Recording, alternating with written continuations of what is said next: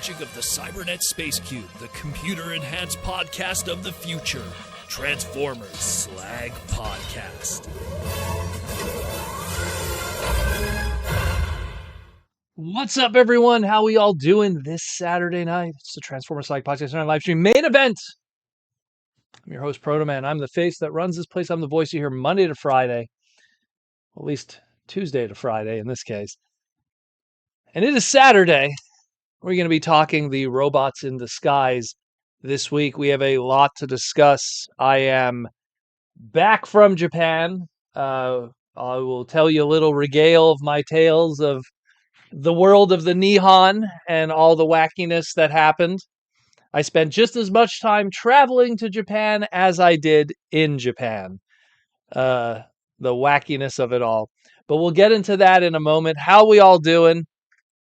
I got to give credit. One thing I got to give credit to the people that listen to my podcast. They always are able to tell when I'm sick just by listening to my voice. They're so used to it, and they're able to tell when I have no sleep. Like, there were so many people throughout the week that are like, he's clearly still jet lagged. They could just tell how tired I was. My sleep schedule is all over the place, let me tell you. But we'll get into that later tonight. How we all doing? Mikey and Louie, what's up? Princeton Phalanx 59 Koishiwa. Domo, arigato. We got Jake, what's up? Clyde, Patrick Brown, Timmy K, Bigham. We got Autovolt, one of my patrons. Mateus, one of my patrons. We got James Hopkins. What's up, man? So we got, I don't want to miss anybody. It's a stacked house today. T-Formers 2002 patron and YouTube member. Patrick Brown. Ashnud, what's up? Thought I saw Princeton Phalanx 59 somewhere in here too. What's up, Decepticon for life? Cringe McCringle. Everyone's popping in. So we're going to go into the news. We're going to cover a lot of what was discussed this week. A bunch of updates. There were some updates to some stuff that we discussed this week. Some newer images, better stuff and everything like that. So we'll get into that too.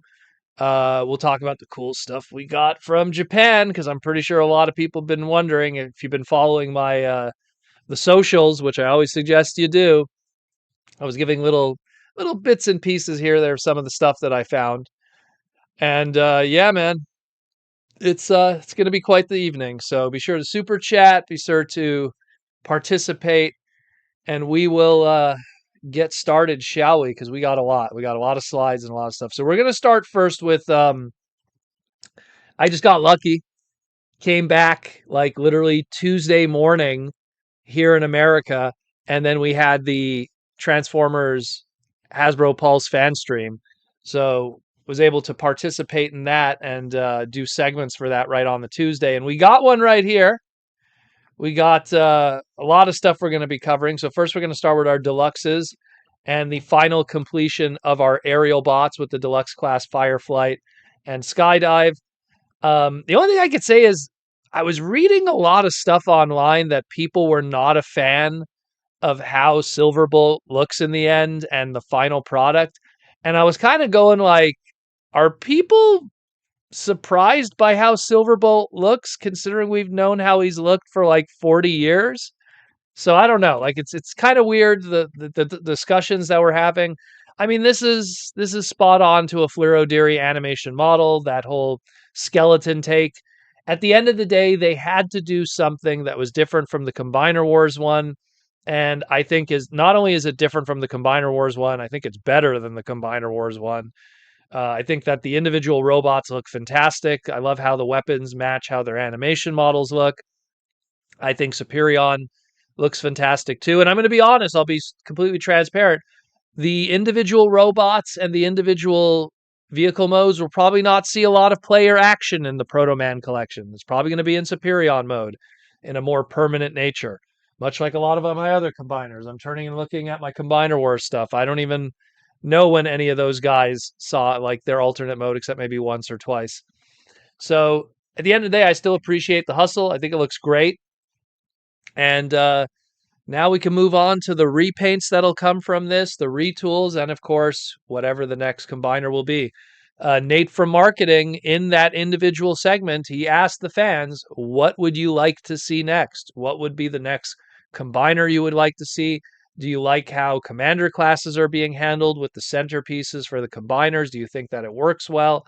So they really want to get that feedback. So let them know what you think. Let them know what we think here too. Pretty good stuff. This one's hype, man. This one is, anyone who saw my Twitter post about this, you know, what a world we live in that we now have all four of the deluxe Insecticons done proper. And Venin, aka Venom, being one that's done from the ground up is even more impressive. Like I literally had a theory that the other three would be obviously extensive retools of the original Insecticons, and Venin would be like an extensive retool, like, I don't know, Kingdom Waspinator or something. But they went with something brand new from the ground up.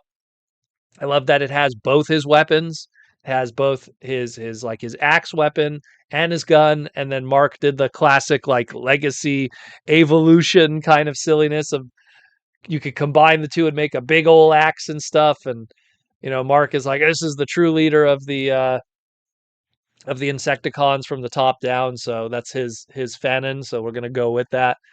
All that's left is like, if they want to go with the Beatras colors, if they want to go with like maybe the female ladybug bit cheat, if they have access to be able to do those designs. Because I mean, looking at this one especially really tells me that they're able to kind of pull from those designs, and there's no legality here with that. So it looks fantastic. This is like a must purchase. The only negative I could take from this is it's going to suck for people that want to complete all four of them. Because while this guy is a standalone, he's going to be in retail, he's a wave 2, you could pick him up. All the other ones have been in some kind of exclusive, like the 4-packs of the box sets, or like some Amazon exclusive 2-pack. It's always been something. So the others are going to be, quite difficult. But at the end of the day, I'm very curious what they'll do. James, with the YouTube member question, what potential repaints are in this for Venin's mold? I mean, number one, I could see them taking this, and if they really want to go off the edge, if people remember in Revenge of the Fallen, there was those little scout bugs there that were like 1-to-1 scale with actual bugs. They actually did a figurine of them during Revenge of the Fallen with the scout price point. You could probably retool that heavily and get that character out of it. That's one example. Like I said, you could do the Beatras colors if they want to have fun with it. I'm noticing a lot more with Hasbro that in the modern era, there's a lot of molds that they do and they're one and done, which is very fascinating. Like the fact that they could do that, because during something like the Aaron Archer era and even the John Warden era, man, they didn't waste a mold. Like if there was a mold, they painted it 12 times, So I'm very curious to see uh, what they'll do with this afterwards, because the other three obviously came from the original Insecticons, so they're getting their mileage. They might get Diaclone colors later, the Wodoros and everything. I actually, now that I look at it, you could do King Wodoros from this. Huh. Yeah, you could do a King Wodoros from this if you do the right teals and reds and stuff, and maybe a little bit of new tooling. We'll see. We'll see. Maybe I'll make a suggestion to Evan, who does decos sometimes. Let's see. Could be something there. Anyways, then we got the deluxe class Micronus, yet again another one of our original 13, and this one was quite the interesting take, because we got an armor element going on here, which suggests, one of the original ancient items, at least during the Transformers Prime continuity, of the Apex armor. And then you got the Chimera Stone. That's another extra thing with Micronus. And the transformation itself. Do I have the figurine here? Let me reach for it. The transformation itself is very similar to that of the Minicon figures that were available with Transformers Robots in Disguise, which is where Micronus made his fictional, technically, debut. I mean, he was in other material like comic books and stuff like that, but in terms of television series, and he made a little background appearance in Transformers Prime, but as a speaking, character that was featured, like Micronus was actually featured in RID 2015. So to make him transform into that disc kind of minicon element and have the minicon emblem on there and the micro element and the motorcycle and the armor and the Chimera Stone and all of this in a deluxe price point. Very fascinating. Very, very fascinating that they pull all of this off. And not to mention, I almost feel too that they're using this as a way to test water with like something like pretender shells. Like, hey, if we could do this, if we could do like a smaller figure that's pretty articulated, and then it could come with an armor, and we could pull this off, that would be great. That would be great. I don't know if this one here, it shares a lot of the same colors of the mold, so they're able to get away with a little more of the budget with the greens and the turquoises and stuff. Where, I mean, if you do something like, let's say, a bludgeon, you're going to have a very green and maroon tank, and the skeleton pretender shell would have all of those like oranges and yellows and whites, where it's a completely different molded color scheme, not to mention with paint deco apps. So they're kind of able to get away with it here with Micronus, but I mean, they are playing with something here. They are testing water on top of introducing one of our 13 primes here. There's definitely something new going on here. So I'm really curious to see where this leads afterwards, the repaints that could come from it. But at the end of the day, it's another 13th member. And it's, to me, that's like, hey, those are all must purchases. Those are all like ones that you got to track down and just get those if you're getting anything, in my opinion. And speaking of another 13th member, we also have Alpha Trion. He's rocking his War Dawn Season 2 kind of look, which is quite fascinating that they went in that direction. Um, but then again, when you think about which version of Alpha Trion you would lean on to represent his, like, his original 13th version from the past, I guess you would go with something that's a younger version. It's not his A3 version from the cartoon. This is technically his second youngest version, which is when he rebuilt, Optimus Prime. But at the end of the day, I think it looks great. The one thing is that they don't show here properly is if you look at his shield, right, that he has on the top right there, that clearly clips onto the back of the robot mode to make like his cape, so it'll look even more screen accurate to how it looked in War Dawn. There was no shots that were taken. I'm pretty sure Mark will probably do it in his Instagram, but there has been no shots where that shield piece is on the back to make the continuation of that cape. But he looks great. I love that he comes with the quill. I love that he comes with the Covenant of Primus. I love that the Covenant of Primus has turning pages that have Cybertronian written on them. Like, there's just so much going on there. The alt mode is based off of a non-used Casey Collar pitch design. So the fact that they took an old Casey Collar design for Alpha Trion and brought it back from the dead and made it the alt mode here, that's another extra layer. Like, there's so much going on in this little Voyager that, again, just like the Micronus, it's just one of these, like, you gotta get these. Like, these are like the must get items. And what do we do with it afterwards? Well, who knows? In all honesty, if we didn't already get a DevCon figure, I would have probably suggested something like DevCon, only because if you look at certain angles, you could see how Alpha Trion's head sits in the back of the vehicle mode of the spaceship, and you could have like worked out a DevCon kind of transformation with that head being in the back too, because of his, I guess we could call it his head gun, that's very sweep like. So I dig it. I like what I see a lot. I think it's fantastic. So I hopefully we could see some more poses and stuff like that from Mark. We will see in the future for sure. But another one that is a must get. And then here's one that we knew we were getting because of the listings, but I did not expect the choice of molds here. Again, this is Flatline IDW character, originally created by Andrew Griffith, colored in by Joshua Perez, and this was from the old IDW comic days. And that was a character that at the time when Andrew was creating it, he had the Thrilling 30 Trail Cutter Trail Breaker figure, and he literally just did like a repaint retool of that deluxe class Trail Breaker Trail Cutter. Obviously, they didn't go that route this time around. They looked at the Red Alert Voyager class from Armada, which is also kind of a similar, it's not a Toyota Lux, 4x4 like Trailbreaker was, but it's a similar kind of SUV nature, non licensed vehicle. And again, Flatline was a medic, had to have a whole bunch of different changeable parts and accessories.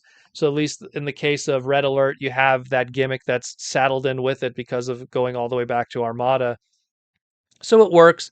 Brand new head sculpt. Otherwise, everything is just repaints itself. I dig it. I don't know if I full 100% brand new full retail price dig it. That's something I'd more wait for sales, but that's just my personal opinion. But I dig it still. I like that it's a new character at least. Like we take something that's a new character and give it a chance to have a figurine or something like that. Maybe I'm just not feeling the Red Alert connection, and considering that we know for a fact we're getting another Red Alert repaint down the line as a Hasbro Pulse exclusive, possibly the Power Link one that's going to come with a Minicon. But if I'm going to get another Red Alert, it's probably going to be that just for old time's sake. But still very cool. Still very, very cool. Then we got here a 2-pack. This is another case of like, hey, if you didn't get these molds already, here's another opportunity and potentially better, at least, debatably. I know in the case of the the Sandstorm, this one is better in my opinion. I think that this one does a much better job of looking like the animation model from season 3. I just like how the paint scheme looks. The alt modes also kind of really invoke that G1 toy design. I really like it. I like it a lot. I think that one's really good. The weaker of the two here, the Slug Slinger, I'm still not a fan of it being a headmaster. I get that this is the old Titans Return mold and you're kind of stuck with that. I truly believe, and I've said this many times on the podcast, sometimes you have really good versions of figures that are like the apex of them, and sometimes you just have figures that are just keeping the trademark alive until the proper time to do it. And I still think like a character like a Slug Slinger is going to get its proper deluxe class treatment maybe 4 years from now when the trademark needs to be refreshed and a character needs to be done again. But at least if you're buying this set, at least you're getting yourself a half decent Sandstorm. And if you want a Slug Slinger right now, in all honesty, the Takara Tomy Legends version comes with a Target Master and has a very screen accurate color scheme. So I would probably lean on that one more if if this is a character you're interested in, you want the best version. So that's kind of what I take from that. Then, of course, we have the G2 2-pack, which is fantastic. Again, get the G2 love. They picked the colors that I would have hoped for, the green with the Slag and the maroon with the Snarl. So looks really good. Nate confirmed that on top of our Agumon Grimlock, our G2 Grimlock, and now our maroon Slag Slug and our green Slag Slug and our maroon Snarl, we will be getting the last 2 Dinobots, the unreleased colors. So for people that are unfamiliar with it, while Sludge and Swoop never got official G2 releases, we did get box art that was concepted many years ago, and we knew that Sludge would be some kind of orange color scheme, and Swoop would have been some kind of green with some like metallic blues, like a light green with metallic blues. So we'll probably expect those at some point. But another really cool 2-pack. And again, giving people an opportunity to get those Dinobots in Generation 2 colors. And then speaking of getting a hand on some molds that are difficult or expensive, we got the Revenge of the Fallen Celebration Pack, multi-pack, this time the Decepticons. They did the Autobot one before, and now we got this one. If you didn't get the Fallen, here he is, but even better. If you didn't get Megatron, here he is, but even better painted. If you didn't get Soundwave, here he is, and even better painted. And you're saving about 10 to 15 bucks on this 2-pack instead if you bought it individually in retail, which you can't buy them in retail anymore. And considering the secondary market on guys like the Fallen and the Soundwave go for pretty decent money, just a whole bunch of great opportunities. A whole bunch of great opportunities here. So it's fantastic. Then we got the Target 4-pack. This was a recent one that we talked about here on the podcast. I did a whole segment just on the bumper alone. So if you're interested on the history of bumper and what's going on here and the tooling and how I feel that there is still more to the bumper story to be told. But in terms of the rest of the set, I mean, bumper is great. Don't get me wrong. I'm very excited about bumper, but I feel that stuff like that Black Nemesis animated Optimus Prime, that from a Transformer finance standpoint is the real winner of this set. Only because the only way you could own an animated version in black of Armada Optimus Prime is a extremely limited Japanese exclusive that they only made 300 of them in a small finite amount of time. And in all honesty, I don't want to throw shade at, most animated toys are perfect, but the Voyager Optimus has always been kind of hit or miss. So this one here is so much better than the original animated Voyager Optimus. And now it's the Nemesis Prime and has a brand new head sculpt. The colors look amazing. Super excited about that one. The Horrible is another figure too that I feel, 2-3 years from now, people are going to be speculating on its value because now we have a complete Headmaster Junior set, and this is the only way to complete it is to do it through these little sets here and stuff. And Horrible is an incredible retool of the Skull Smasher, aka Skull Cruncher. Like it's amazing what they were able to pull from that to make this character. The Ultra Magnus is paint by numbers.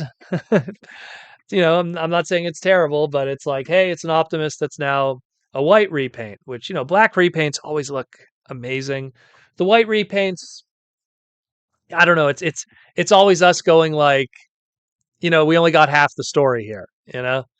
Where's the armor? Where's this? So really, really good though. Otherwise, the Evan on his Instagram for his Micronus segment showed how the Matrix of Leadership looks. So he has a unique colored matrix. So very, very cool. And the bumper, go check out my individual segments on it. We did a good, like, geez, I want to say it was like 18-minute talk about the history of this character, where he came from, what's going on, why it took 41 years for him to get a new figure, and how I feel that while this is exciting, this one here, I don't think this is the last bumper figure we're going to be getting anytime soon. And if you are just buying this just for the bumper, you might even have some regrets in terms of like if you overpay. I think we're going to get more in the future. Joey with the $5 super chat. Protoman, is the G2 Dinobot pack likely to get discounted at all since it's only fan channel? They tend to have a longer shelf life. Well, fan channel stuff falls into a lot of categories. Fan channel stuff could be stuff that also shows up in a GameStop. It's stuff that could show up at a Target, at an Ollie's, at a Ross's. So they kind of have a more weirder spread. But considering it's 2-liter classes and is going to be pricey at 2-liter classes, the higher the price the item, it's like this, the old saying that, the bigger the climb, the harder the fall. And sometimes when an item is really pricey, unless Hasbro does something that kind of puts it in a protected way, like, oh, here's a Titan class that's over, $150, $200. So we're just going to make less units of it so it never does go on clearance. And that's, the past few Titan classes have not gone on clearance primarily because they just make less numbers of them and ship them out to less locations. So it really depends on how strong the population of this is in the primary retail market. And stuff like this, these Hasbro Pulse exclusives, usually if they do go on clearance, it'll be only slightly from like an EB Games or something. Like it's the only time otherwise they go on clearance if Hasbro directly puts them on clearance, but we're still very far away from a Boxing Day or something or a Black Friday sale. So who knows? Maybe these sell poorly and then the stock lingers for a while and then Black Friday and half a year from now, uh, they'll go on the chopping block. But that's that. I'll be straight up with you. That's kind of a long shot because it's Dinobots. They always seem to do well. They always sell out well. If it was some other G2 stuff that was big and expensive, I might have felt that there's a chance. But historically, the Dinobot stuff, like even look at Toxitron Collection. Toxitron Collection sold poorly in Walmart, but that Grimlock was nowhere to be seen because people still bought that one. And that was the Agumon Grimlock. So, that was the one that has like no built-in nostalgia of like, oh, I had that colored Grimlock as a kid. No, like that was just unreleased Grimlock colors. And that one you can never find, but Toxitron in general was still quite plentiful. So I feel that the Dinobots will do just fine, and sales on it will pretty much not be narrated by that, if anything else. What's up, Y? Mikey and Louie, the only true 4-pack loved was the Army Builder. Yeah, Army Builder one was really good. I love that it gave Kissplay love too, even. When do you ever get Kissplay stuff? But anyways, go check out my individual segment about Bumper if you get a chance, because I really go deep into what's going on with the tooling and stuff, and how, again, I just feel there's going to be more meat on this bone in the future. And then we got the Target exclusive War for Cybertron sets here. These are pretty much the exact same thing as the gamer editions that we got before last year. The differences there is differences, but it is so minor that if I didn't point it out to you, you wouldn't even notice. Like the axe on Optimus has more paint on the other one, and the little, like, I guess, like skirt pieces have slightly different like deco on it. It is so minimal that you would not even notice. So to me, I just feel this is not so much as an upgrade or a repaint, as so much as this is another opportunity for people who love these games and didn't get an opportunity to pick these up at whatever time or reason. Now they get another version here, pretty much. They get a brand new chance and another opportunity, and from the greatest Transformer game of all time, in my opinion. And I think it's also just Hasbro going, how do we get some more mileage out of these tooling outside of just the SDCC exclusive that we did before? So very cool. And then we got also more video game love here, but now on the deluxe class side of things for Target. And it's that of the Transformers Devastation Sideswipe and Wheeljack. Again, another example of, we could look at these as much better upgrades of the individuals that came before, but those individuals that came before were difficult to get. Like this Wheeljack, Wheeljack had tons of releases, but the best version up to this point was probably the Autobot 5-pack, and you had to buy a 5-pack to get it. So now you could get something that's just as good as the Autobot 5-pack, and it's a standalone product, so you could just buy that on its own. The Sideswipe, the only way we were able to get this tooling was through the Battle in Space 2-pack, Battle Across Time 2-pack with the Beast Wars Skywarp. And I think this is a better repaint. It's just a hot take. Maybe people might disagree, but I think it looks really good compared to the Battle Across Time 2-pack. And I have that one. And I'm looking at it now and going like, that one looks kind of flat compared to this. And when you're kind of having this pursuit of animation accuracy, this cell shading kind of look that these video game ones do, kind of lean into that a little bit. So I dig it. I think it's cool. And then we got Transformers Cyberworld. I have an update on this one here. Multiple people brought to my attention some updated images and listings and stuff since this listing came out. So we now know everything about Wave 2. We have Wave 1 here too, because we also want to talk about what's going to be happening. So Wave 1, June and July are going to be hitting retail. All the stuff on the left there, the Optimus, the Megatron, the Dinobot Snarl, the Skybite, the armor changers in that of the Bumblebee and the Galvatron, the large price point with the Grimlock, that's going to all be June and July. There's going to be some Target exclusives that'll also be available in June and July, which is going to be the Cyberworld Mirage Cyber Changer. That's going to be a Target exclusive. And the Megatron that turns into the G2 color one, that's a repaint of Hound from Transformers The Last Night. That's also going to be a Target exclusive. But now we got the Wave 2 stuff. And now we got a better idea of how they look, including more specifically, because now we have images of the Wheeljack that's going to be part of this.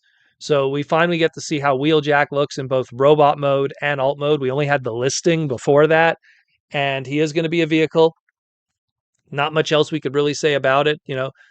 Vehicle that's primarily white with green and red accents that has Wheeljack's face, and that's it. And because it's a cyber changer, it's not going to exactly have any weapons or anything. Just very simple. Again, Cyberworld is made for a younger demographic to catch the attention while still once in a while throwing a bone to the older fans and stuff like that in terms of characters. Left to right here, much like the listing here. The listing says here, of course, we have the Cyber Changer Bumblebee, Cyber Changer Starscream, Cyber Changer Elita 1, Cyber Changer Wheeljack.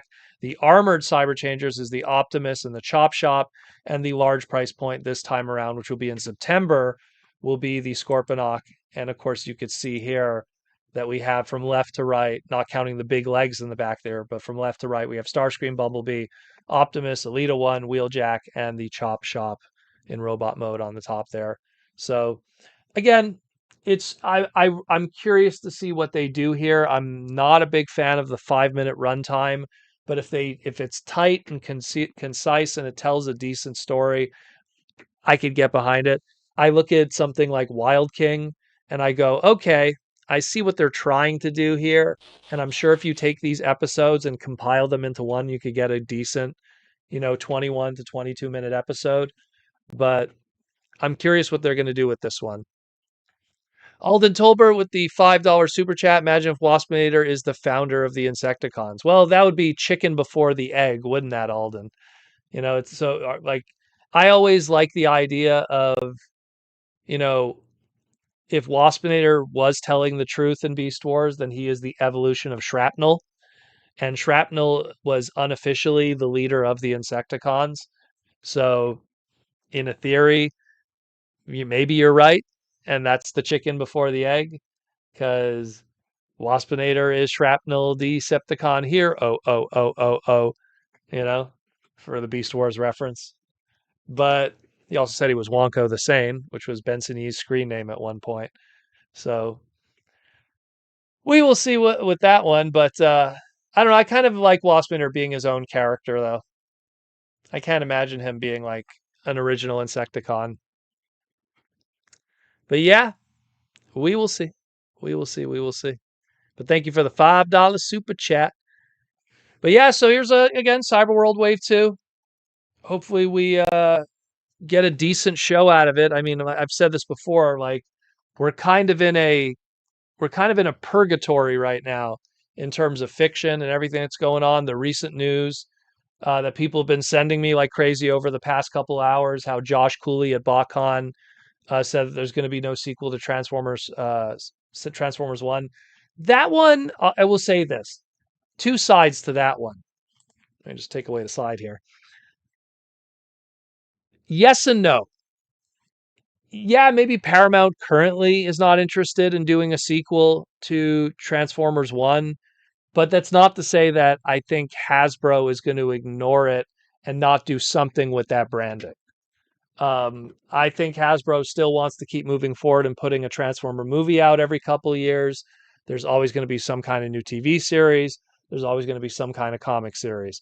So I feel that even if we don't get a high budget Hollywood movie of Transformers 1 in a sequel form, we could still potentially get it as a TV series, as a comic book, if the demand is there. Because look, it takes 2 years to plan this kind of stuff.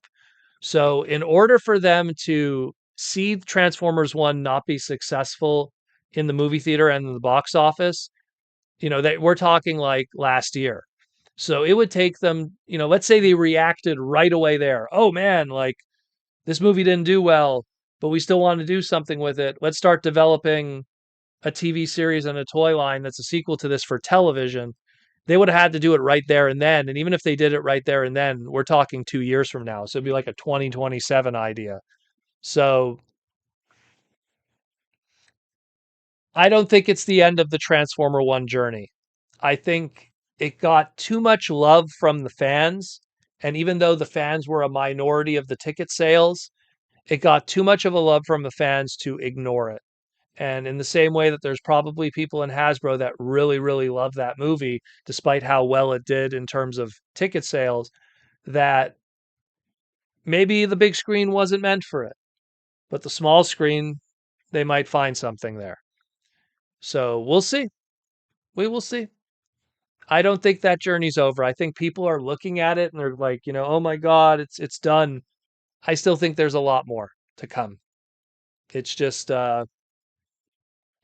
it's not how you think it's going to be. That's all. And that's it more or less for the news. We got stuff to talk about afterwards. We'll go into our sponsorship stuff because we got quite a few of that to take care of, and then we'll get into what we got this past week or so. I got non-Japan stuff this past week in the mail. I think I'm going to save that for next week because we just got so much we got to cover this week and everything. And we're closing in on TFCon Toronto. We're closing in on San Diego Comic-Con. We're closing in on the launch of my comic. So there's so much stuff that we're going to have to talk about over the next couple of weeks that I almost feel like I'm going to pace it for those next couple of weeks because we have TFCon exclusives I got to reveal to you guys for the patrons. We got San Diego Comic-Con exclusives I got to reveal from the Symbiote Studio side of things that are going to be happening soon. So stay tuned for that. Probably maybe next week we might reveal it. I think I'm gonna see how the schedule is, and we'll see. Maybe we'll reveal it next week or something. We'll have some cool stuff. And again, my comic and everything. But we'll get into sponsors. We'll talk Symbiote Studios first. Plush pins and T-shirts, tons of stuff. We got the new Soundwave Superior that is out right now. Let me go reach over for it. Just chilling on the couch. Big old Soundwave Superior. The biggest Transformer plushes. Actually, I think back in the day they did like a movie Optimus that was slightly larger than this one, but not as good quality. So we got that one that's available right now, along with, of course, the pillows. Got those also chilling on my couch. Those are really cool. All available on symbiotestudios.com. There's also some restocks on the other stuff too. The Grimlock, the Snarl, the Slag. The Slag, man, like I am surprised. Like we made a lot of units of that one because that was supposed to be a San Diego Comic-Con / Transformer Slag podcast exclusive, and that sold out. And now people want more, so more is coming. More is coming. So stay tuned for that. And we're gonna have more plush reveals in the next couple of weeks or so because San Diego Comic-Con is coming. San Diego is gonna have plushes on display too of some newer ones. It's gonna be a crazy week. See you later, Billy B. Talk to you later. But yeah, man, oh man. And of course all their other stuff and the pony stuff. They got a whole bunch of new pony stuff too. They've been busy. I haven't been able to catch up because got back from Japan and man, everyone's been running around. It's been pretty crazy. And speaking of doing conventions and running crazy, the Toy Armada with Aaron Archer. Aaron, right now, as we speak, is at BotCon this weekend. He is selling his books. He is selling his Posca paintings. I don't know what is available anymore because for all I know, everything you're looking at here on the screen has been sold at the show, including his art books, including his paintings and stuff. So whatever it is, if you are in the area, or go check out Aaron Archer's booth, go pick up something from him. He is rocking at BotCon right now. And if you don't, TFCon in a couple weeks, he will be there with me. We'll be chilling at the Toy Armada / Transformers Slag podcast booth. And we'll be rocking out with that stuff. And of course, Bin Studios. We got the Unicron set, binstudios.iwarp.com. If you want to upgrade your Unicron and get a 2-in-1 and not have to buy 2 Unicrons, check out binstudios.iwarp.com. And last but not least, later this month, coming to a comic book store near you, Mega Man X Timelines issue number 1 is on its way. And it's going to be hype, man. It is going to be hype. I have more or less the final product in hand, and it is pretty spectacular. So it's, the adventures of X versus a certain angry penguin. So we will be talking more about that, and I'm trying, guys. I'm trying to get a major order of these available in time for TFCon. It's going to be a tight cut because literally the book comes out and then TFCon weekend comes up. So I'm going to try to get as many copies of this I can available for TFCon. If for people who don't have a local comic book store and can't pick it up or they can't order online, but no promises there. So your best bet would probably be to order at your local comic book shop, and then later on, maybe opportunities will present itself. Probably by San Diego, I'll have copies because that'll be like 2-3 weeks after the fact, and 100% by Otakuthon in Montreal, I'll definitely 100% have inventory by August for sure. And then of course TFCon Chicago, we'll see how that goes down by then, because then we'll have new books to talk about by August. So we will see. We will see. And I will gladly sign anyone's books. Don't worry about that. I don't charge for autographs. I don't charge for autographs at all. And I would suggest even the Virgin cover, the one on the bottom left there. If you're coming to San Diego Comic-Con, Edwin, who's the artist that I worked with, will be present at that one also. So you could get him to draw something on the cover. I'll even draw you a little Proto Man on it. We could both sign it for you. And then hopefully when Josh Perez returns to a TFCon, I don't know when, Josh did the coloring for all of these. You could get him to sign it too, because Josh, who did the coloring for these books, he's a regular at a lot of the past TFCons. So you'd be able to get all three people involved with the book signed. So very cool. I'm going to try to get Edwin maybe to come to a Transformer show. We'll see what happens. But very cool stuff. Again, check that out later this month. Mega Man Timelines, issue number 1, X.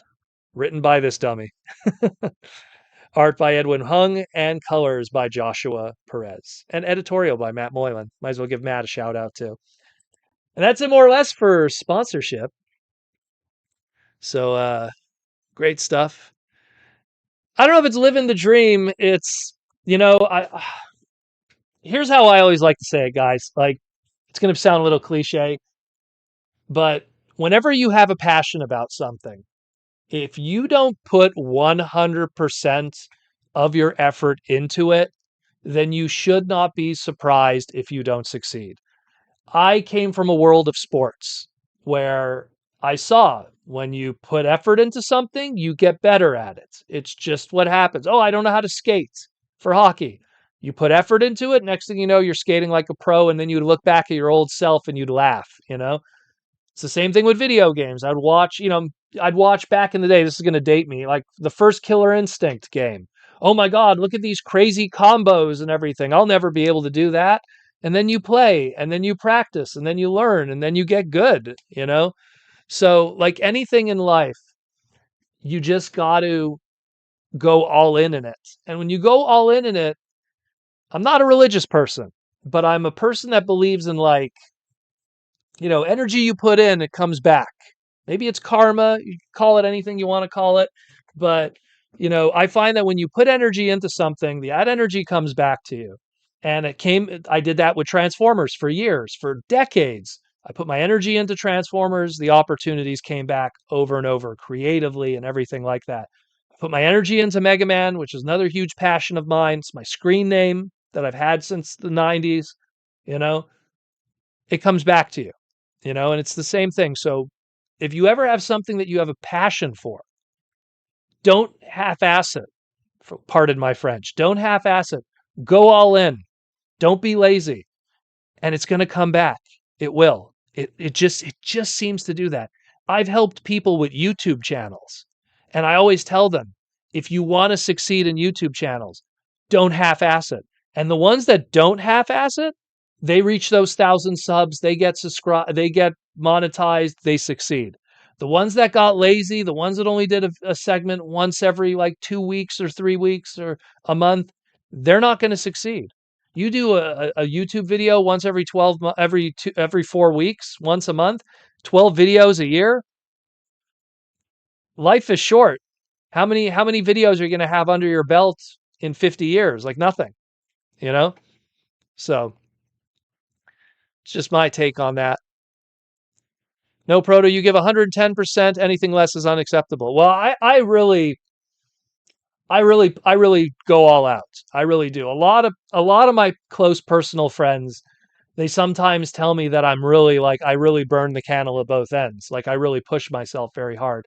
And I do agree with them. I one of the things that I constantly say to myself is there's just not enough time in the world. Like I wish that every day had double the time. Like most people, they can't wait for work to finish. They can't wait for, time to pass quickly. Me, it's the opposite. I wish that I had 48-hour days just because there's so much here to do. There's so much stuff to understand. There's so much stuff to learn, and there's just not enough time to do it all in a lot of ways. And it's like I try to fit everything in. It's like, oh, I'm the creative consultant on this, and I'm working on that, and I'm writing this comic, and I'm working on this podcast, and I'm designing these toys, and I'm it's all these different things, and doing two different podcasts, and all these. It's like balancing it all while having a social life and a wife and a family and all. It gets crazy sometimes. It really does. But you have to push it. You have to push it. Uh, Clyde. So I guess Toronto isn't putting their 100% too soon. If I assume you're referring to the Toronto Maple Leafs, I don't know. I'm not a Leafs fan. I'm born in Montreal, the greatest hockey team of all time. So I don't care about Toronto. The only good thing about Toronto is they're good for conventions. That's about it. Yeah. That's all I'll say. Montreal is not good for conventions. Toronto's good for conventions. I'll give Toronto that. That's about it. Uh, where am I at here? But yeah, so let's talk Japan, shall we? Let's talk about what we got because I know a lot of people have been asking me what I got, what I picked up. I got a lot of stuff, a lot that I didn't. A lot of it I kind of put away because I have so much that it's already in its respective places. But I took a big photo, kind of covering everything. I have some of the stuff that I got, here in front of me because it's Transformer related stuff, so it's in this room here with me. But the non-Transformer stuff is kind of already in their respective places in the house and everything. But I'll show that image in a second. Um, but I'll post this up first. So we'll post this image for Japan for the time being. So for people that didn't know what happened, um, Thursday I did a all-nighter podcast. I think it was like 4 hours, 3 hours. I don't remember how long it was. And I pulled an all-nighter, caught my flight to Japan, 12-hour flight, actually 14 if you count my connection, but 12 hours I went from Montreal to Toronto, Toronto to Japan, specifically Tokyo, Akihabara region, and 16 hours of travel, 14-hour sitting in the Toronto to Japan flight. The image you're looking at here is my hotel room, a capsule hotel. Which are quite tiny for a 6'1" man, but they were still pretty, I don't know, pretty cozy. I liked it. Patrick Brown asked, how much was that tiny room per night? $30. $30 a night, which was pretty good. And here's a little fun fact.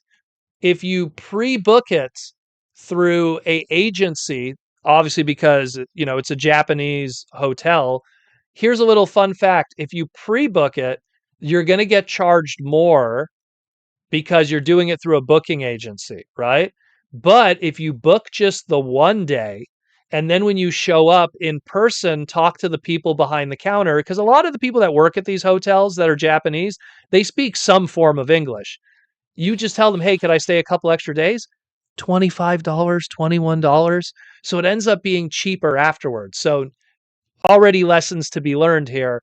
Book just the one day, the Friday, and then when you get there, go, hey, can I extend Saturday, Sunday, Monday? And you're going to see it's going to be cheaper than if you would have booked online in advance. So first little learning experience there with that. But it was $30 each night, and it was fantastic. I thought it was really cool. The thing with capsule hotels is it's a public bath situation. So I saw a lot of penis that weekend, for lack of better words. But it's all out there for everybody to see. Public bathhouse, but they had a lounge area. All you could have hot drinks. You could have hot cocoa, mocha, matcha tea, anything. All you could have as much as you want. And so like every morning I'd wake up and I'd have like a hot cocoa and a matcha. Like it was really good. It was really good. They have microwaves there. They provide. Here's what's crazy. And like again, what a waste of suitcase space for me. Every time in my suitcase, I have my little like it's about as big as like a purse, but I have like this little like almost like pencil case or purse that has my toothbrush, my toothpaste, my razors for shaving, comb, all that stuff. Yes, even comb for this hair. All of that inside there. I go to the hotel, they provide everything for you. They give you new razors every day. They give you new toothbrush and toothpaste every day. All in $30. So quite incredible. Quite incredible indeed. They provided everything. Absolutely everything. Manning Fresh with the $5 super chat. Good evening. By any chance, do you think we will get a Studio Series 86 Prowl without battle damage for 40th anniversary movie? 200% Manning.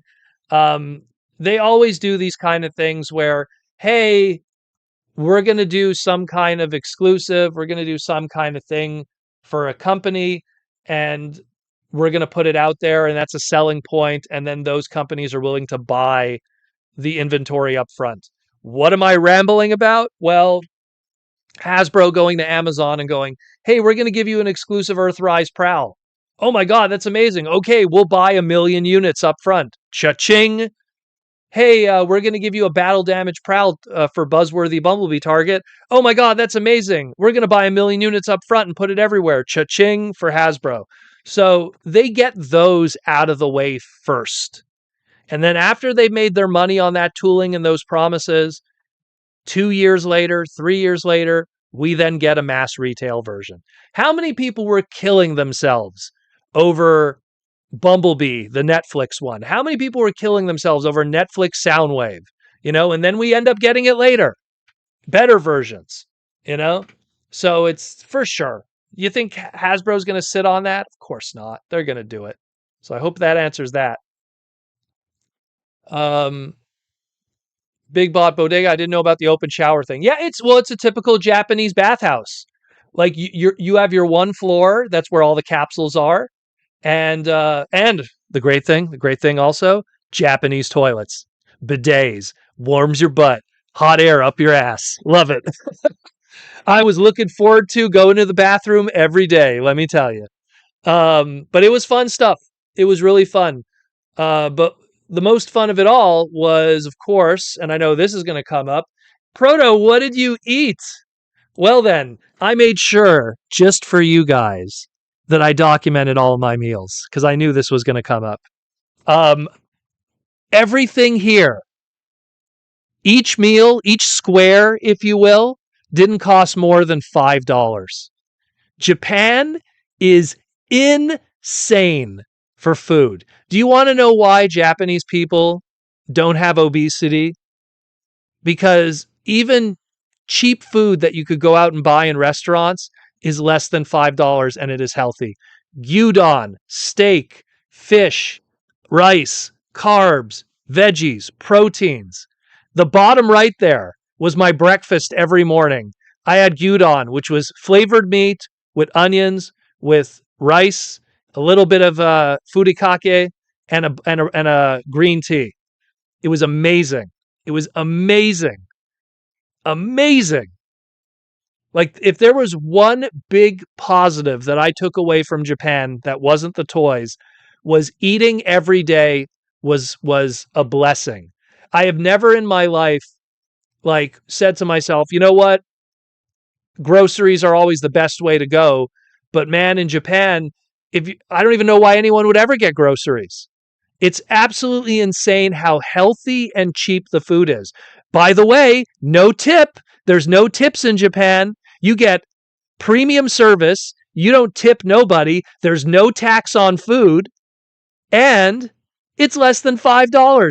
That bowl of gyudon on the bottom right was like $3.20. The top left there, that steak with the garlic and the cabbage, gosh, what was that? That was like $4.50, $5, something like that. Sizzling with green tea, no sodas, Yeah, the udon. So yeah, my plate, the top right one there, guys, just to kind of give context for that one. Obviously, that's what my buddies too. Here, let me just unlock that one and I'll zoom in a little bit, give you guys some looks. So I had the udon with and I wanted to try their fried stuff there because they had a lot of fried stuff in the 7-Elevens, and I kind of tried to avoid that most of the weekend. But they had like a chicken tender that was deep fried in panko. It was okay. Like the fried stuff was kind of like anything you could get anywhere, but the udon was amazing. Like that was made fresh right in front of me. That was incredible. Across from me, my buddy Lou, he got like some kind of like dish too with the pot stickers, and of course my buddy Ernesto on the right there, he got like the curry with the beef and everything. Amazing, amazing. Look at these plates. Gosh, unbelievable, unbelievable. I probably, no joke, 3 days of eating. I think for 3 days of eating every meal, including breakfast, I didn't skip a meal. I think I spent maybe less than $25-$30 for the whole weekend just on food. It's insane how cheap it was. Insane how cheap it was. And it was great. It was great. Maybe I'm ruined by like Western stuff where it's like, yeah, you can go out and have fast food, but it's going to cost you $30 when it's all said and done to fill you, you know? Great stuff. Great stuff. But yeah, but let's talk about the main event, what we're all here to really talk about. And that was the toys. That was the toy hunting. So Akihabara, I'm pretty sure people are familiar with the name. The electric town, the Den town of just street after street after street after street after street of geek culture. And I was doing a lot of digging. I was doing a lot of digging in bins and finding, like, there was expensive stuff that was overpriced. There was not expensive stuff. And I'll show first some individual stuff before we get to the main image. This one people probably saw on Twitter. So I managed to pick up Transformers Wild King Captain Volca, 770 yen. You know what 770 yen is? It's about $5 for Captain Volca. And this guy was my roommate for the weekend. And I forgot how good Takara made mainline items are, because we got so used to the much more MABS plastic of, like, here's an example. I don't want to throw shade at my boy here, but, I got so used to this floppiness, right? This guy, solid. They're so much more solid, these figures. The plastic quality, but again, Japanese only market. And that's why I don't think Wild King will ever get imported, because the plastic quality is so good, it would make it too expensive for the Western market. But I love the modular nature of these. Like, it's just like you could just like put this like this, and then now he's got a dino chest. And then you could take this, and do you want to, like, maybe he has a tail knee. It has a very modular nature to it, and it's really fun, these figures. This is totally going to get at some point a Beast Wars Dinobot repaint. Dinobot Megatron repaint. I could totally see that happening, because you just you just do this, yes, that's totally going to be done in purple at some point. But I love this line.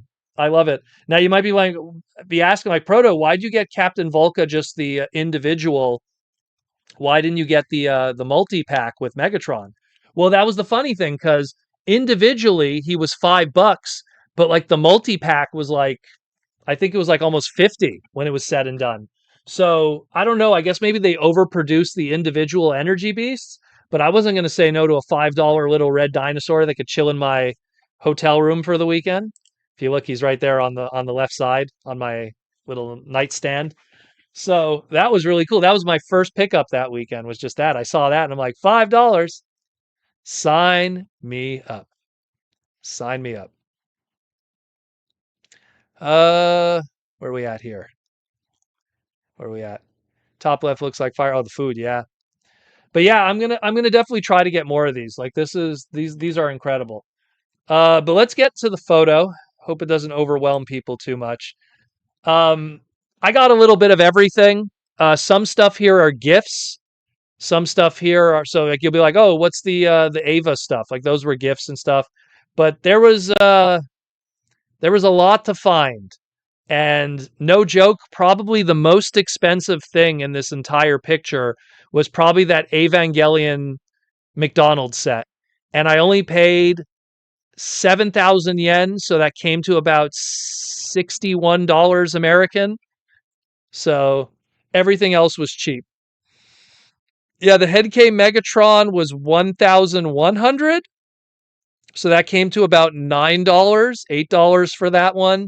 The Crystal Convoy was 800 yen, so that came to almost about $5. I got this one here. He's kind of near me, so I'll show this one. This is the Japanese version of Hot Shot for Armada. It actually had a completely different transformation than the American one. I've always been trying to track this one down in decent condition. So that was a cool find. This was like 100 yen. It was like 50 cents at a thrift store in Akihabara. So that was a cool find too, you know. So that one too, I'm gonna probably do a photo shoot. Let me do some zoom ins for you guys so you can kind of zoom in on the stuff here. I could give the stories of everything. Let's put it this way.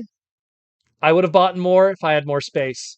I filled out one suitcase, I filled out another suitcase, I filled out my backpack, and then I got a Amazon box that was left behind at the hotel and I filled that too. So let me tell you something about those Beyblades, how cheap those are and how we're getting ripped off. So let's just go in. So first we had the Bomberman stuff, Bomberman Beat 'em On. I am a huge Bomberman Beat 'em On fan. I love Bomberman specifically. This is my OC one, my little proto one with the gold and the red. And I love those. I got all of this and that playset for 1,400 yen, about $9. The Ava figure, that's for the wife. The Gridman figures for me because I wanted to get something that was kind of like Shattered Glass Optimus, and that's the Akane. The Beyblade figures. Let me zoom in on this for you. Do you see how much those Beyblades are? They're $9. Brand new Beyblade X OG. They're $9 each. That's brand new, $9. Do you know how much brand new Beyblades are in America? We're paying like 15, 16, 20. Incredible. Incredible how cheap it was there. So I bought both Ray and Kai there with their Dragoon and Dranzer. Very, very cool with that. I was hoping they'd have Max with his Drasil, but they didn't. So Max, my boy. Then you got Bump from Beast Wars 2nd. I picked him up brand new in the box, 1,200. It was 1,300. Didn't open him yet, but was just missing him from Beast Wars 2nd, so that was pretty cool. Here's the big boy, the McDonald's Evangelion transformation set. I was finding it in some places for crazy money, and then I found it at one place in Aki for only a beautiful, cool 7,000.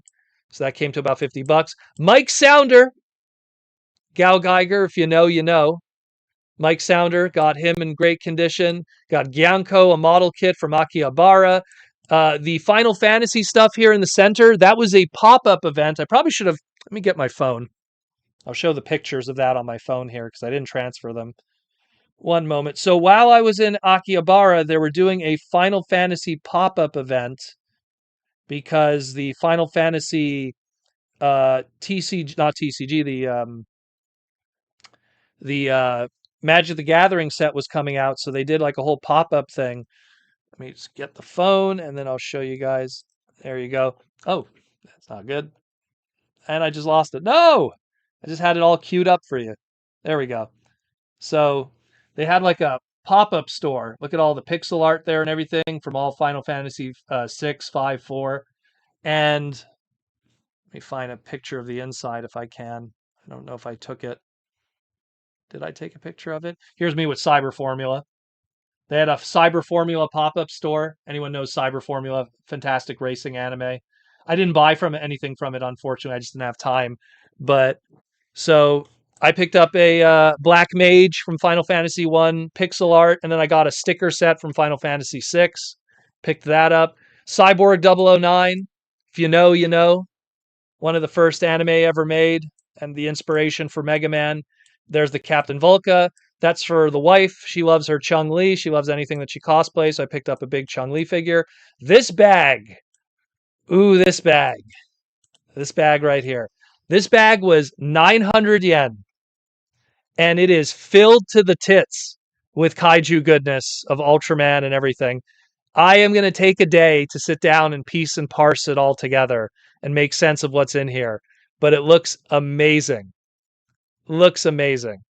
So there's a lot of Ultraman in there. There's some Power Ranger stuff in there. There's some Godzilla in there. Oh my God, what a steal that was. When I saw that was only there, I was like, man, that is great. We got some 4WD. If you know, you know. Again, I only have one other 4WD. Very popular in the Philippines. Anyone knows the Kyodai brothers and stuff? Then you got some Mega Man X stuff. I had to pick up some Mega Man X stuff while I was out there. So I picked up a few PVCs that I was missing. There's the McDonald's Armada stuff. There's Crystal Convoy. There's Pigmon and King Joe. I picked those up from an antique, oddly enough, an antique store in Akihabara had that. The old man was super nice. He didn't speak a word of English, but we found a way to communicate. And I was like, oh, Pigmon, I want Pigmon. And I got this cool Ultraman book that was, I pretty much bought it to read it on the plane on the way back. It has the history of every Ultraman ever. So I bought that up. Now, it was amazing too. That whole book was only like $15, which is crazy. Some Slam Dunk figurines of one of my favorite characters in Slam Dunk. Love that stuff. That little green one there, that's a Keshi Gumu from Kinnikuman Man. That's Canadian Man. There's a Canadian character in Kinnikuman Man, so I have to buy that. How about owning Pokemon Red, Green, and Yellow in Japanese? These came to about $9 each, which I'll tell you this right now.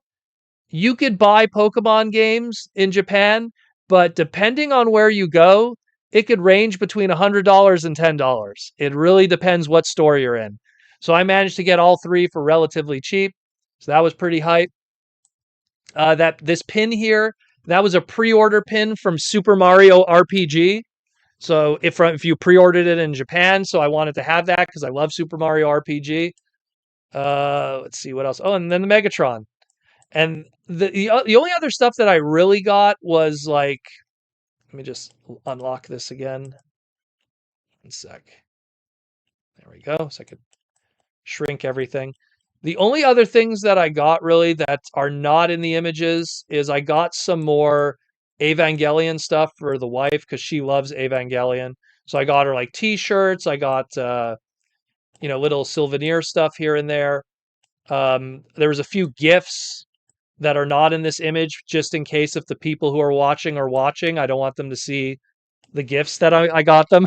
So there was a few gifts that I got for people of geek culture related stuff. So these were left out of the images just so they wouldn't see it because then they would know it's for them. But man, a lot of great stuff there. And again, think about it, right? Like one thing, God, there was one store I went to and they had these gigantic themed mahjong sets of different anime. So they had Kinnikuman, they had Golgol 13, they had JoJo's Bizarre Adventure, and they were all like $20 each. And I would have easily bought them all just to have them, bring them back here and resell them even. They were amazing. I just didn't have the suitcase space.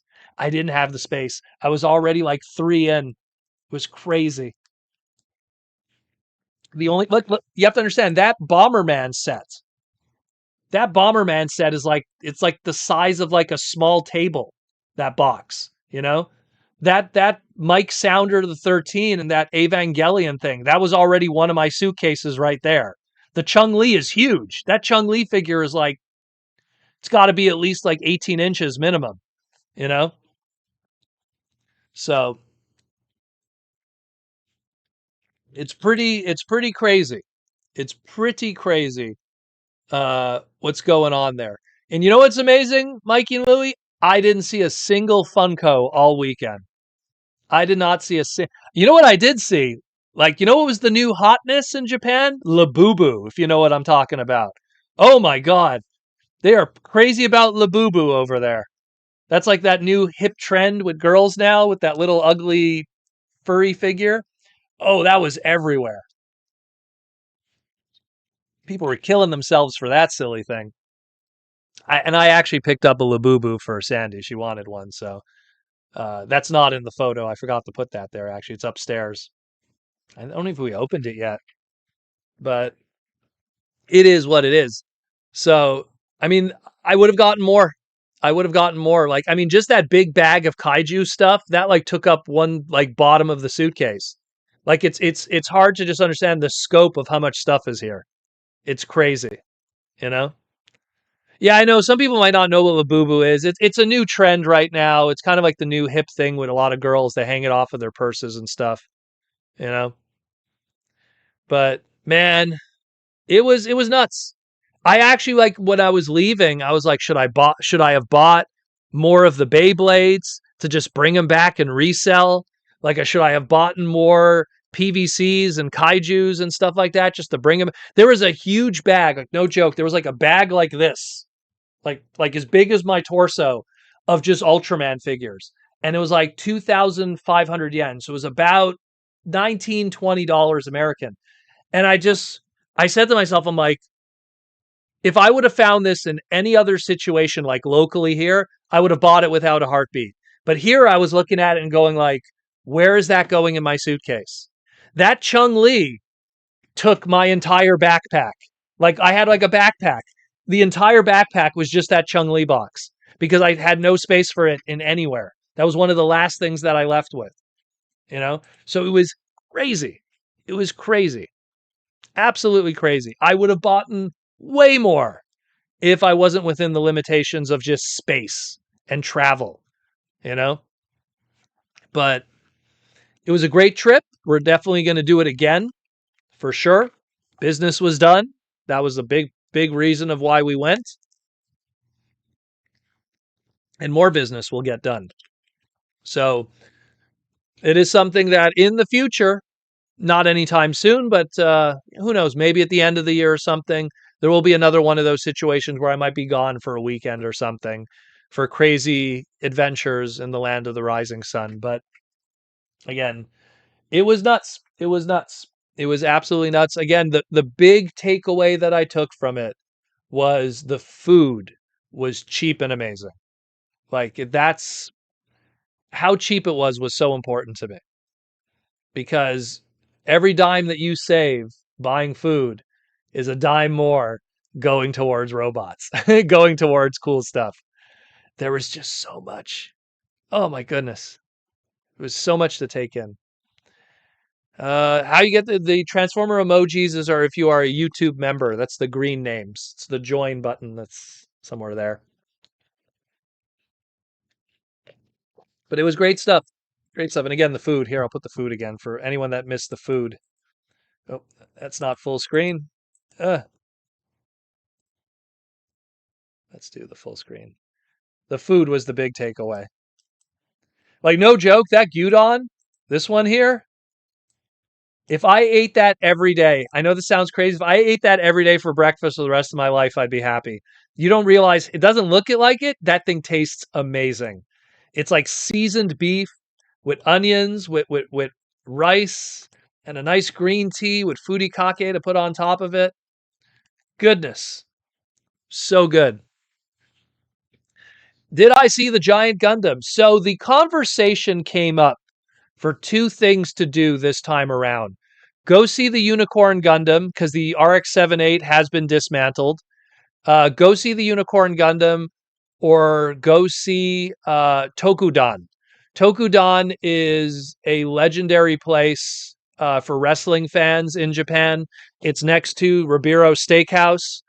I wanted to do that weekend, but we would find ourselves in a store that we would go to like a geeky store in Akihabara and be like, okay, we're only going to be in here for like 5 minutes. We end up being in that store for an hour. And that happened over and over. When we went to Mandarake is 9 floors tall. Mandarake, we were there for 4 hours, maybe. So let's just say a lot of what we were planning to do kind of had to like be passed around for next time, you know? So it's something that it is going to be on the list for stuff to do next time. Now that we have a better breadth of like stores that we've got, like we now know, oh, these stores you could skip, these stores are worth coming back to in the future. When you know that kind of stuff, you could kind of then streamline it more next time. And lucky for me, also, my buddy Hydra was there. Anyone who knows Hydra, legendary guy in the Transformer fandom, he made a cameo in Transformers Animated. Um, Hydra is one of those individuals that he's lived in Japan for 2 decades, and he was also a big help with like showing me the really good places and stuff like that. You know, that's kind of how it ended up. But man, great stuff. I'm definitely going back again for sure. And again, the only reason why I was even able to go was flied out opportunities on the cheap because of business. Let's put it that way. I'll give you full transparency. I didn't have to pay full for my flights. Like that was not something I would do. $2,000 is a lot of money, to go to Japan. So because of recent events and stuff like that going on business wise, stuff that I can't really talk about on too much of a larger nature, but it gave me opportunities to travel over there on the cheap and then be a tourist for a couple of days. So yeah, great stuff. Definitely going back again. The goal is if I could get back before the year is up, that would be great. But who knows? We'll see. Right now, the short term plans in terms of travel and conventions and stuff like that is going to be Toronto in early July, San Diego in late July, Montreal Otakuthon in August, and then we got TFCon Chicago in October, right? Is it October? So that one's so far away that I'm not even thinking about it right now. But so those are like the next few. If I could do one in like November, December, that'd be great. Just kind of go down there in the winter season would be cool. Because I'll tell you one thing about Japan, it could get hot sometimes. It could get hot, and air conditioning isn't exactly standard in every store. So needless to say, you could if you needed to find Proto Man in a store, he was probably standing next to the one air conditioning unit in some stores sometimes. But yeah, definitely happening. What does T Former say here? By the way, I had a monthly super chat before for an Aaron update. Long story short, it was a slow day for the con, and he still had a good stack of art books. Okay, so what? So BotCon was kind of slow today on Saturday. That's a shame. That's a shame. Well, he'll make it up in Toronto. Toronto's awesome, so he'll do just well, and he'll do just fine in Toronto. Toronto's where it's at, yo. I always say Toronto is the weakest of the TFCon, but it's still good. It's like comparing it's like it's still a decent steak at the end of the day. It's still better than like a hamburger or like a fast food hamburger. It's still a good steak, Toronto. It's not a Wagyu steak. It's not a ribeye steak like a TFCon LA or something, or a Kobe steak, but it's still a good steak, Toronto. Uh, that's a shame to hear, though. I would like it if BotCon did better. Like I would like it if they did well because it creates competition. It creates more opportunity for people to go to conventions and because there'll be different locations that are actively going. Like it's always good that if there's another big show happening at the same time. And it's kind of a shame that, like the BotCon isn't as big as it used to be. Maybe they just, maybe they need I think if they moved it around outside of where they constantly put it every year, they might find more success. It's just my take, you know? Just my take. Uh let's see. Speaking of BotCon, what's your opinion on metal card bots? Are you talking about Metcard, the Korean thing? That's what it sounds like. Big Bot Bodega, I had Wagyu tonight on my 19th anniversary. I've never had Wagyu. I had an opportunity to buy it, not buy it. Someone was paying, and I felt bad because I was told that it's worth a lot of money. So I was kind of like, eh. So I was like, yeah, I'll just have a regular steak. But I heard it's good. But I mean, you know, Clyde, I'm off now. Thanks for all the goodies shown. Looking forward to see what's in that kaiju bag. Yeah, I'm gonna probably go through that bag. Let me just pop that one up again. I'm probably going to go through that bag maybe later this week. I'm going to do some photography for Instagram because I opened it temporarily just to kind of look through it. There was a lot of Godzilla stuff in there, a lot of Ultraman stuff. So I really want to because my logic with that bag, I was like, I'll take out like the one or two items that I like in there. Like, if it's from Ultraman, great, or if it's from Seven or Taro or Zero, I'll take out those items, maybe the odd Godzilla thing, and then I'll just kind of sell the rest, and then I'll easily make my money back. Because that's kind of was my logic. I was like, man, for that price, I'd be stupid not to get it. But then I realized how much space it took. But next time, man, I don't know. I don't know. The selfish side of me is just like, I should figure out a way to bring the wife with. That way I could bring more suitcases with. That way I could bring more stuff back. If I bring her with, then she could bring two big suitcases. Then I could bring two big suitcases. Then she could bring a backpack and a personal item. Then I could bring a backpack and a personal item and a carry on. So that's like between us, that's like almost 7 to 8 suitcases. And then we could just fill it with stuff. And then we could take over the world. Sure. You know,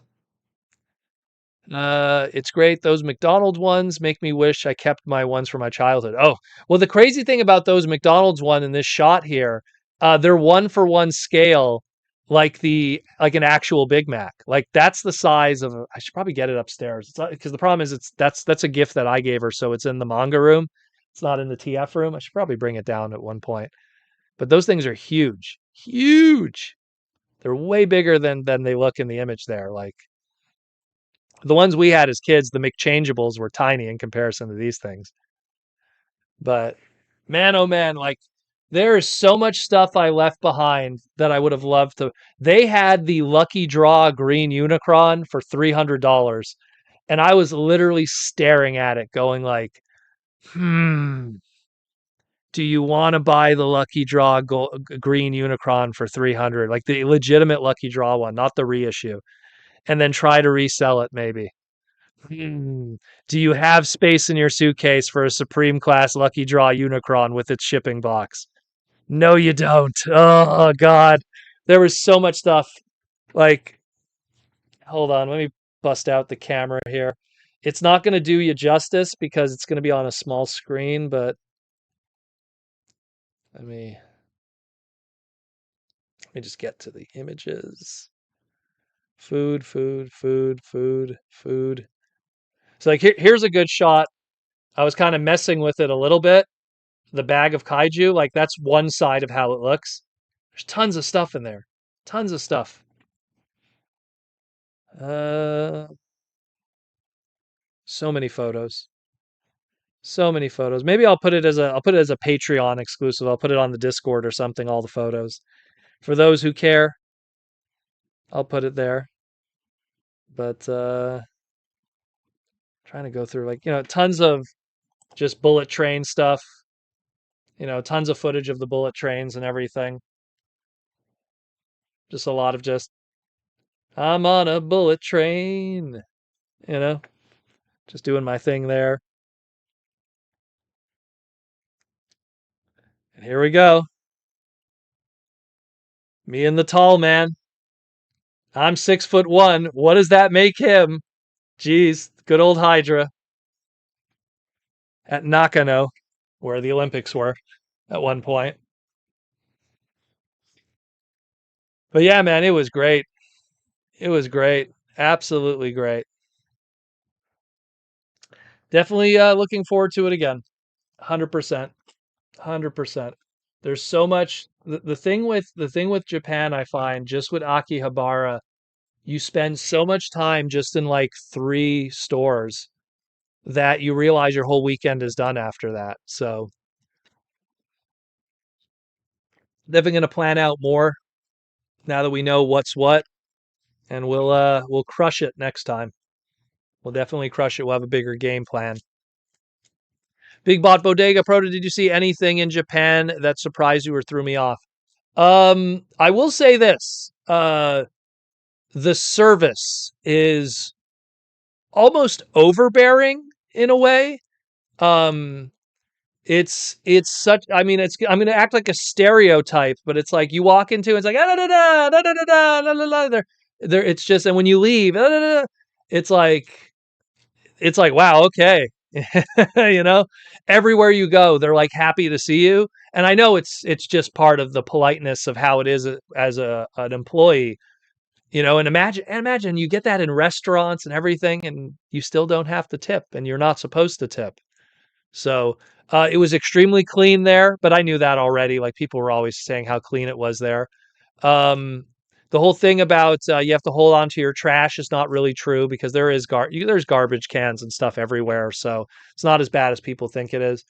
Um, I don't know. It was just I was if I had one takeaway that maybe might be perceived as negative is just if you're someone who's out of shape, because I was traveling with people who were, and I mean this in the most polite way, not in shape.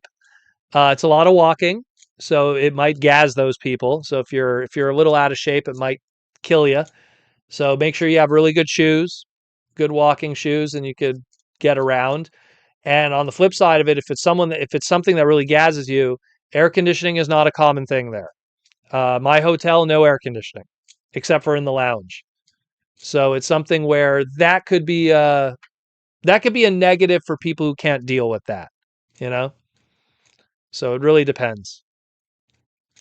Really, really depends.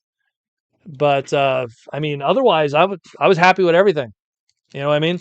The sad truth is I wasn't there for the people or the culture, as sad as that is. I wasn't there for the sightseeing or any of that. I was there for the toy hunting and business. That's what it was. It was the toy hunting was like priority one, you know? The fact that I went there and had cheap food and enjoyed it was just a side effect of looking for robots, you know? Just so happened to be like that. I think the lack of AC um, has to do more so with electricity, if anything. I think that that's what has to, and also maybe it's just me.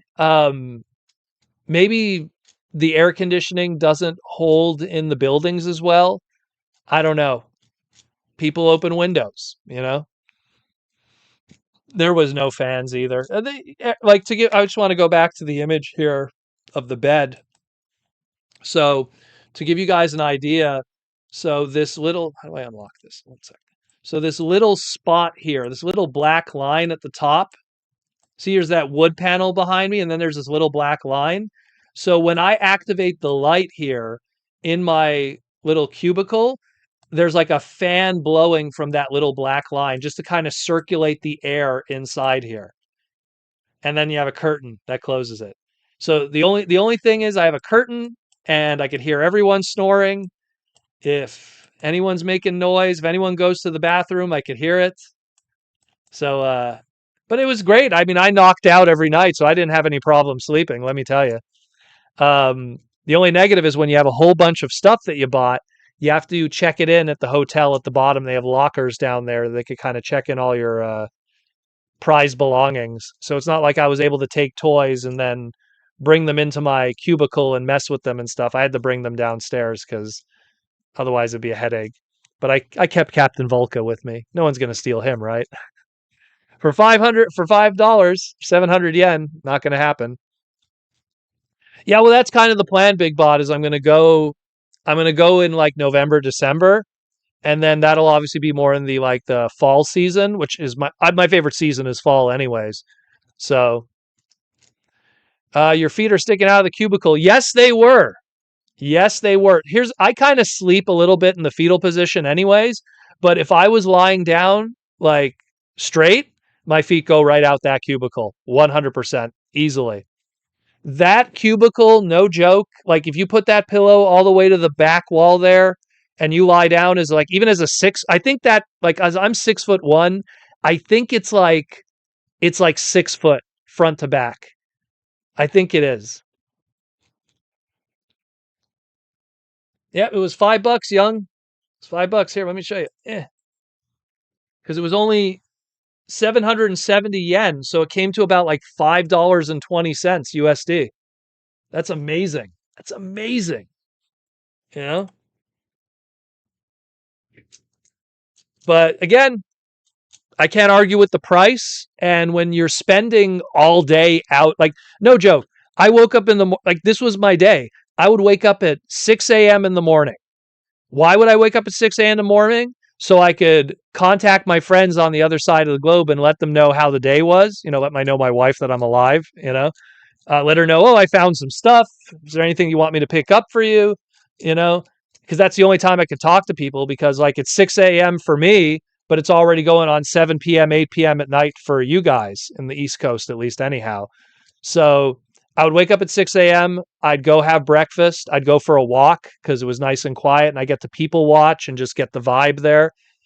And then I'd go downstairs, brush my teeth, wash my face, shave, and then I'd spend the whole day out. I would not see the inside of that cubicle again until I was coming back to take a shower and go to sleep. So it really was just a place to rest your head, if anything. If we were going to hang out, we were going to hang out outside. We were going to hang out around the maid cafes. And yes, there was tons of maid cafes. Oh my goodness.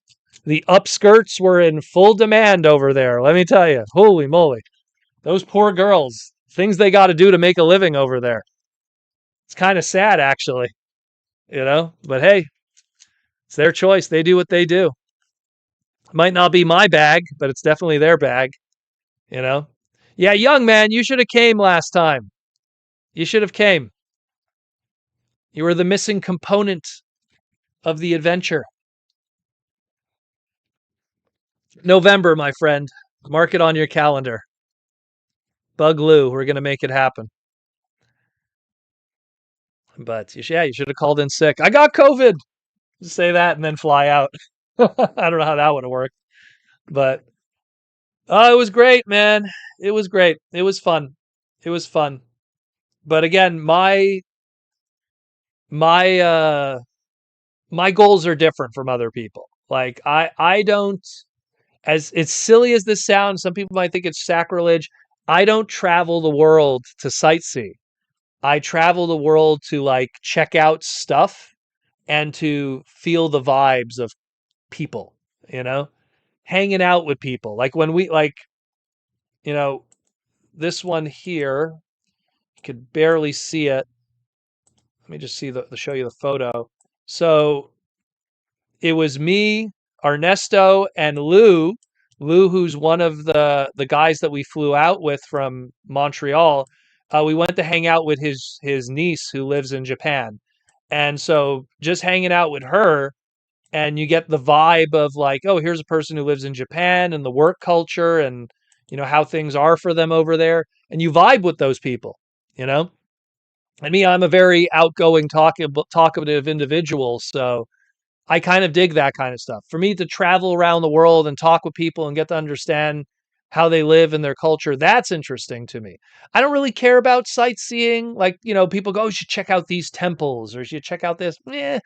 I've gone to New York City 3 or 4 times in my life, I've never seen the Statue of Liberty, ever. I think I saw it from far away on the Brooklyn. Was it the Brooklyn Bridge or the other bridge? Either way, one of the bridges. Every time I went to New York City, it was to shop. Nintendo World Store, the Toys R Us before it closed. So that was kind of like my goals there. That was my goals more than anything. But again, getting the stuff. That was the goal. For me, if I had to pick what I felt was the biggest score, in my opinion, not so much value, but so much just like, oh my God, it's so great to buy those, would be the Bomberman stuff in the top left. Bomberman beat 'em on stuff. I just don't come across it cheaply locally here in Canada or the USA. Whenever it's on eBay, it's some Japanese seller that's asking way too much. Why don't I go to local stores and I'm emptying a peg of these, no problem, for like 1,000 yen, So that was the big find. The Crystal Convoy was a big financial find because buying it for $5 American when it's a $100 item is a steal. But the beautiful thing, and I've said this many times before, being a toy collector is the only hobby that we could still get over on the thrifters and the resellers and the scalpers. Because if you have a video game, I wish I had a video game nearby to show you guys, but let's say this is a video game cartridge, right? If you have a video game cartridge, even if you don't know anything about video games, you could read the label and then look up its value. That's how it is. If you have a comic book, if you could read the cover, you could look up its value. But if you're a guy who just has this, oh, what is this thing? If you don't know, you don't know. And when you have hundreds of these, you just throw it into a bag and you just put 1,000 yen on it and you don't care. So the loose toy collecting hunting is still where it's at. And that Crystal Convoy that I picked up clearly came from a store that they were like, oh, it's a Transformer figure. Let me just pull it up there because it's already in the display, so I'm not going to take it down. They just look at it as, oh, it's a convoy. It's Optimus. That's all it is. Oh, we'll put 800 yen on it. It's $5. They don't know that it's like some rare, clear. I think it was a hobby magazine exclusive at the time. They don't know that. And it's the same thing with the Henkei Megatron. To them, it's just another product, It's just another thing. Weren't you on a show where you were evaluating Transformer toys? I was on Storage Wars back in 2014. The episode's on YouTube. You can look it up. Look up Storage Wars Proto Man. I believe it's on YouTube. Yeah, that was fake. It was reality TV. My assessment was real. The stuff that they found in the storage locker was peppered, for lack of better words. Let's put it that way. They let you bring back that Megatron? Yep. As far as they're concerned, it's a Nerf gun. As far as they're concerned, it's a Nerf gun. And anyone who was on my I'll show you this one. Anyone who was on my Instagram and my Twitter, let's just say guns are not a problem over there. Take your pick. 8,000 yen? 16? Get yourself a Glock for 22. Yeah. It's a different vibe over there. It's a work. Oh, it was a work, all right. Ninjatron, you were there. You were probably watching on the other side. Mike Prime 21. Oh, wow. I have to check that out. Yeah, we won't get away with trying to bring back that in the States. Well, again, I went there. It was Montreal, Toronto, Japan, and then going back. Japan, Toronto, Montreal. I went going there first class. I came back coach.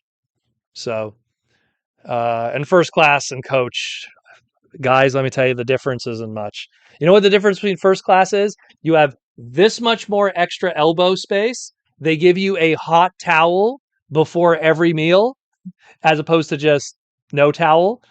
Um, and you get an extra snack that normally other people don't get. That's the difference between first class and regular, and maybe extra leg room. But I'm tall. Any leg room is noticeable, So that's about it. That's the difference between, for like, people always like, they always like, oh, I'm flying first class. There's not much of a difference. You get a hot towel, like, no joke. Like I remember, like when I finished first class, I was like, really?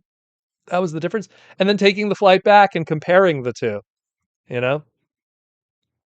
So it is what it is. It is what it is. I love weapon collecting in other countries. Joshua, wow, you sounded really, really, really Canadian in that Storage Wars episode. Did I? I didn't know I sound Canadian. You know how many people don't even know that I'm Canadian? So that alone says I don't have the accent, eh? Oh, maybe I should talk like this, eh? Many years ago, we played with the great moose. But yeah, it was fun. It was very fun. Gonna do it again for sure. It was very profitable because a lot of stuff that I bought, some of it is going to be used for resale, because my brain is always like, oh, well, if it costs me this to do the whole weekend, I'm just going to buy some stuff to pay for the weekend. So some stuff will be showing up in certain locations for sale. I don't know, maybe a parts party in the future. We will see. I'm not even sure if I want to do a parts party this year. It depends if I get all my Mega Man comics in time, I'll put more of the focus on that than the parts party. T-Formers 2002 really need to sit down and plan a trip to Japan. Just need to work out the finances. Well, the reality is it's usually about $2,000 for the flight. If you do what I did with the hotel, you're talking $30 a night. Food is cheap, so you don't even have to worry about that. And food is everywhere. Food is everywhere. Food is almost 24 hours, and it's cheap. There's vending machines with food. There's 24-hour restaurants with food. You have the 7-Elevens. You got the Family Marts. So you're good with those. Those will keep you busy. Here, let me show you. Let me show you the 7-Eleven spread. Again, I took that photo too, just to show people. Like, where's that one? 7-Eleven. 7-Eleven. Where are you, 7-Eleven? Oh, here. You want to see Amuro Proto Man? Get in the Gundam. And there's Lou as Haro. Welcome to Akihabara. Get in the Gundam. Get in the Gundam. Where are we? Yeah, it's if you don't get like the flight is going to be the most expensive thing, unfortunately. Here we go. You like that one, Young? I knew you'd like that. I didn't post that one because I don't know if Lou would like that. So here's 7-Eleven. So this was, what time was this when I took this? Okay, so this was like 9 p.m. Japan time. So it was already late. And like that's all the ready-made food. Everything there is like 100 yen, 200 yen, 300 yen. So you're talking like $1, $2, $3, $1.50, and then all the fried stuff, which is tempting and very cheap. Let's look at those prices. Do you want fried chicken for 195 yen, aka 90 cents? 90 cents. Yummy, yummy. It's so cheap. So food, you will never have to worry. Food, you will be good forever. It's the flight. Once you get over that flight hump, so it's $2,000 for the flight, $30 a night if you stay in a capsule, and then same thing. Like when it comes to like using the trains and stuff, depending on where you're going, 400 yen. So like if anyone's regular bus ticket at home, the average bus ticket here in Montreal, I think is $3-4. So it's pretty much the same. Was there vintage Diaclone? Yes, there was, sir. I took tons of photos of the vintage stuff just to make myself depressed of what I'm not coming home with. Let me just go through it all. Oh, here, I want to show you guys this. Someone did a custom of a Zaku, like the yellow submarine from the Beatles. I don't know, I just thought that was funny. I wanted to take that photo for my father. Zaku yellow submarine. I just thought that was funny, that one. Because there was a store in Akihabara called Yellow Submarine. So they had like a Zaku there. All right, so let's go. Let's go, guys. So you got some Brave there. Come on, focus with me here. Got some Brave. A little bit of Transformers side stuff there. Some more. Got all of that. I gotta figure out a better way to do this. So you got some vintage Japanese. Got a Metal Hawk. Japanese G1. Oh my god, these ones. Oh, the Keshis. The Keshis. The Keshis. If you know, you know. This was heaven for me. You have no idea. And I didn't buy it much because it was just overwhelmingly expensive, unfortunately. Because they knew every single one. They knew every single one. All the Keshis. Oh god.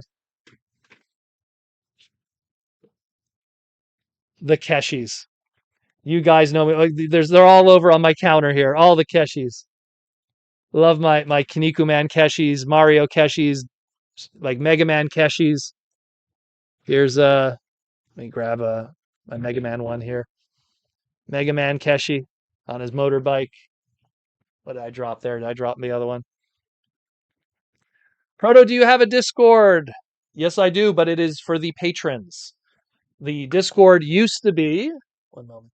The Discord used to be for the public, but that got out of hand very quickly. And so I made it that, you know what? If I'm going to have a Discord, I'm going to make it a Patreon thing because that way, my logic is if you want to come and screw around and be a troublemaker, I'm going to make you pay for it.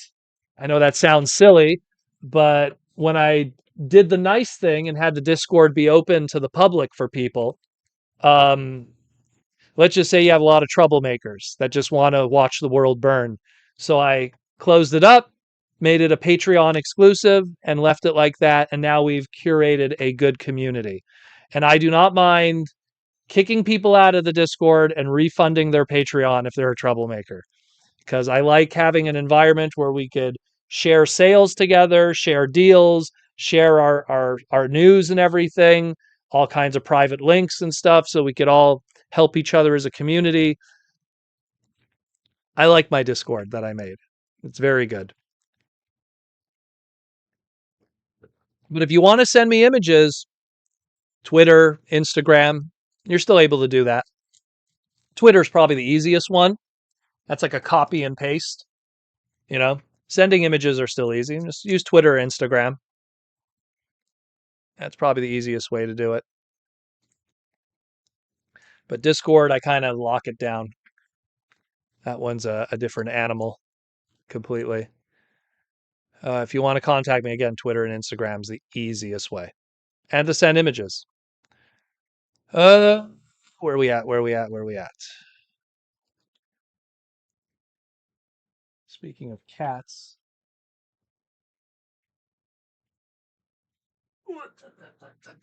He missed me.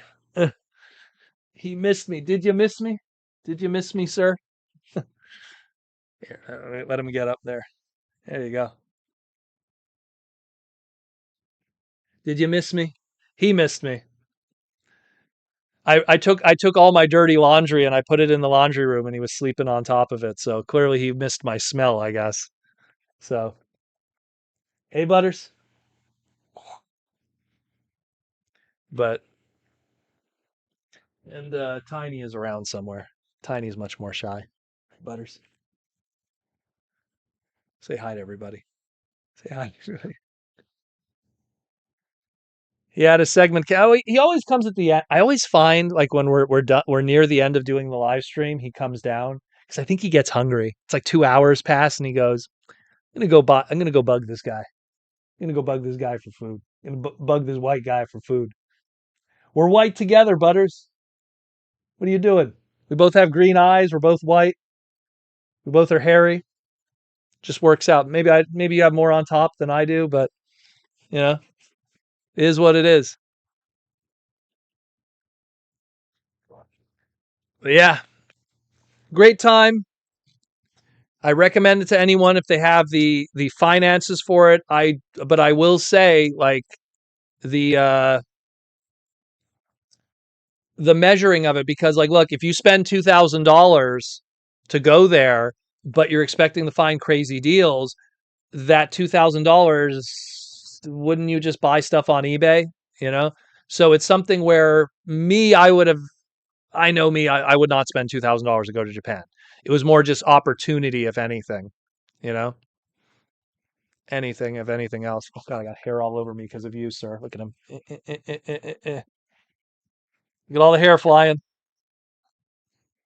Ah, the hair. Proto, any thoughts on Resident Evil 9 or that Silent Hill 1 remake? I did not see. You know what, guys? Honestly, I've been out of the news the past couple of days. If it wasn't for like the Transformer stuff I was catching up on, you know, if it wasn't for the Transformer news, like I'm so behind on stuff. Like someone showed me, what was it? Oh, it was Michael Koo. He showed me the new Char Gundam SH figure art they're working on. Like that's the only like. Oh, and the new Biker Mice from Mars toys. The new wave of that I caught too. So yeah, he has a lot of hair. This cat, but that's why two different. Look, even just doing this. See that hair? And I just did that. Eh. I have two air purifiers in this room that are always sucking up hair. Because when you have animals like I have my whole life, forget about it. Forget about it. Oh yeah, Ninjatron. Yeah, that I saw because it was in my Twitter feed. Ronin Warriors, Samurai Troopers is coming back. Looks like it's a new cast of people though. Looks like it's like a next generation or something. It's not Ryo and the crew, or Ryo as the dub called it. But yeah, are we already at the 2 hour mark? Oh snap, we're already at the 2 hour mark. Well, guys, it was fun. Next week I have more stuff. Like I picked up more stuff this week that came in the mail, but it was just, I kind of just wanted to focus on the Japanese stuff for now, and we'll kind of save it for next week. And not to mention, again, we might have some TFCon exclusive reveals. We might have some San Diego Comic-Con reveals to talk about because the product is right here. Like no joke. I have the San Diego exclusives. I have the TFCon exclusives right here. It's more just, do we want to time the reveal and then have the right amount of time that people could continue being excited, you know? I didn't see the new Spaceballs teaser. I saw the hashtag for it. I'm so behind. Like no joke, like I've literally just been like sleeping in and just trying to reset my clock, if anything, you know? Right, Butters? Just been trying to reset my clock. I have been so exhausted. Like I went out grocery shopping today, and like I was so tired. So I'm gonna try to get rest. God, there's hair everywhere. I'm gonna uh I'm gonna try to like I'm gonna get a shower, clean up a little bit, get some rest, call it a night, and then tomorrow relax. Again, it's Formula One weekend here in Montreal, so I've been busy with that too. Been catching up on Formula One weekend. We have the Stanley Cup Finals with the Edmonton Oilers catching up. So I've been focusing on that between really good hockey right now, really good racing right now, right here in the city of Montreal with the Formula One. It's been a busy weekend. It's been a very busy weekend. So I'm just trying to catch up on everything and stuff. So, but again, next week we'll have more news. We'll talk more stuff. So stay tuned. And once again, if you want to continue supporting the podcast, we have our Patreon link in the description of this video. It's the best way to support the podcast. Gives you access to our Discord, gets your name in the end credits scrolled, gives you the ability to get the TFCon exclusive, regardless if you could make it to the show or not. You will be able to get the TFCon exclusive if you're part of the Patreon, all that kind of stuff and more, and a great community that we have. If the Patreon link is not your thing, the beautiful green names in the chat today are our YouTube members. That's the join button. They get to ask all the questions and steer the evening every single time. Most of our live streams are usually decided by the green names, like Mike Prime 21 and Will Murphy and everyone else. Mike Prime 21. Silent Hill remake just announced that it'll be made. Not much there, but Resident Evil 9 has a trailer. If you're into Resident Evil, I liked Resident Evil 1, 2, 3, 4. Which was the one that was exclusive to GameCube? Was that 4? Because I remember I got that one too. That was the one with the chainsaw accessory. Like, they're good. It's just I haven't been caught up on a lot of them. If it's probably the weakest Capcom franchise that I'm behind on would have to be Resident Evil. If you don't count like Dinosaur Crisis, Dino Crisis. But yours is green, Snell. All of them are green. If you have a little icon next to your name, you're a YouTube member. So that's how it works. That's how it works. So it is what it is. Anyways, guys, I'm out of here. Take care of yourself. Have a lovely evening. It's a beautiful world out there. There's a lot of drama going on in the world the past couple of days. And so many people are like, what are your opinions on all of this and stuff? And I go, you know what, man? The most important thing in my life is the people around me. What is my neighbors doing? What is my family doing? What are my friends doing? That's the most important stuff, because way too often, way too many times, people stress themselves over things that are out of their control, especially out of their control. And more so, they shouldn't live rent free in your mind. Too many people that I know that I kind of shake my head at that stress themselves over every little sociological, political, stupid little thing. Just enjoy your life. Have a great time. Surround yourself with positive people, not people that are looking for trouble and every day. And you'd be surprised how that quality of life, does well for you. I'll tell you this right now. I work with very successful people, very talented people. And the one thing that I learned working with all those talented people is they don't waste time and energy on any of that stuff. That is for poor people of the mind and even poorer of the soul. And again, I'm not a religious person, but it's very profound in a lot of ways. I'm out of here. Take care of yourself, your friends, your families, your loved ones, your fat white cats. I'm out of here. Roll out.